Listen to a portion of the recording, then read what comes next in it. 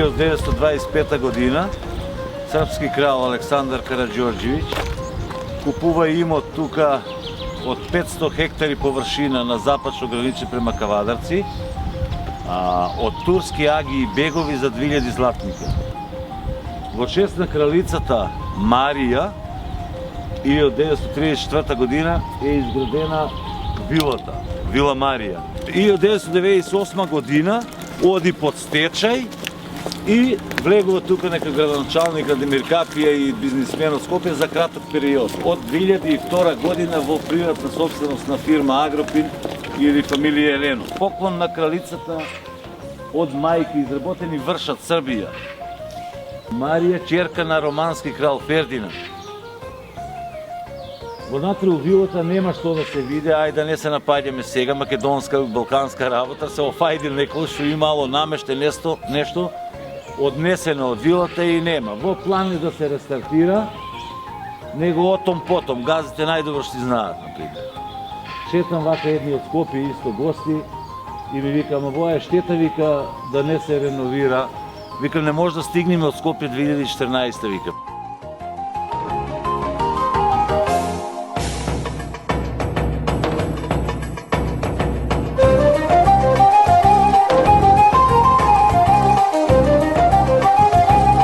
Од 8 до 10 сантима, оваа буча си има своја приказка, своја историја. Германци 45 година кои се повлекуеле.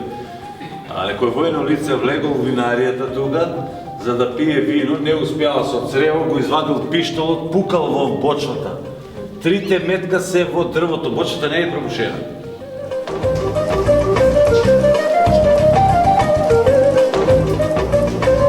Четрдесет години, кад се бивша Југославија, по 45 години, меѓусебното, меѓу државама е регулисано, оставено е као на Македонија, пример, поклон, меѓу држави. Ваши кад долазе, кај ќе да вратите ово, знаеш како ли? Не. Слично овако винари, во Опленцу има исто кралски има, да. И ќе имају сарадњу, например, она е дошла 2-3 пута у посети овде, мислим, унука од Томисла, нема везе, мислим, тоа си е регулисано на ниво република, да.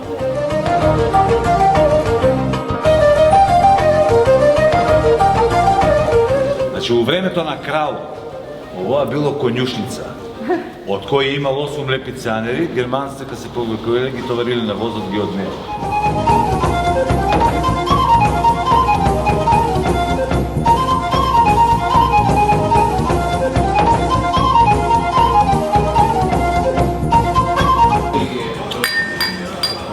Дечки, сакам да ви кажам добре дојде у Вила Марија, винарска визба, у Демир Капија. Моментално ризлинг, така? Дегустираме ризлинг. Се надявам ти че уживате и баш ни е мило што сте ни гости туку у Македонија. Да сме живи и здрави. Само други пат по-голем број да дојдете, не е малко. Живе.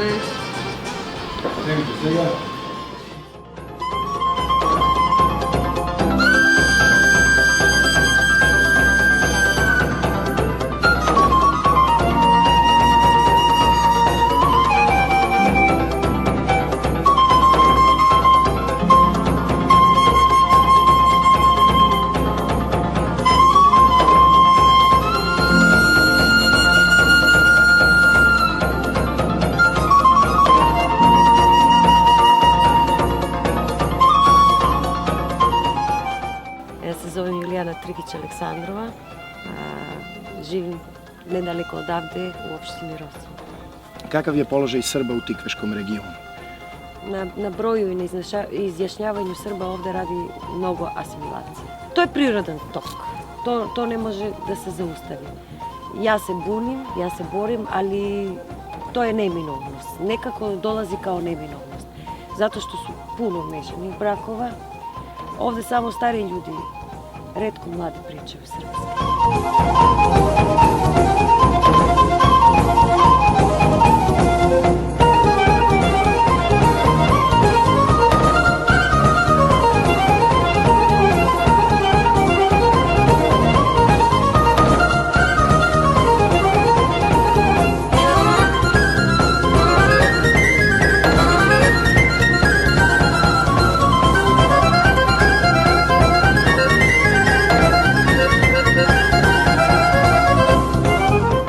Па ние сите заедно тука се дружиме, заедно соработуваме и немаме никакви пречки заедно да бидеме и се дружиме понатаму. Но знам дека има околу 400 Срби во Росово.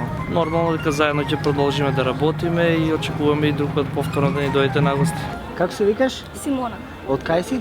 od Rosova. Денеска с кој ора ќе се представите? Повардарие, Невестинско и Бувчанско. Младите тука имат ли ноќен живот, се забавуват или?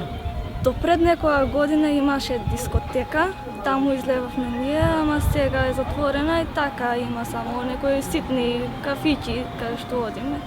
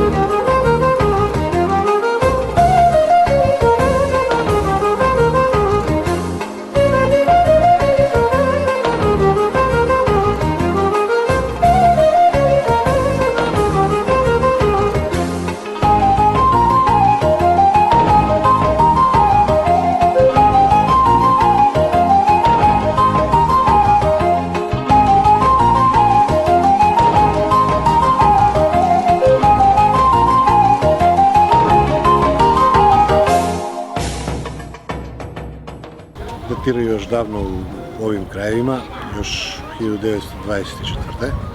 Još kad su bili ova čista turska naselja, znači Srbi su prvi dominirali na ovim prostorima.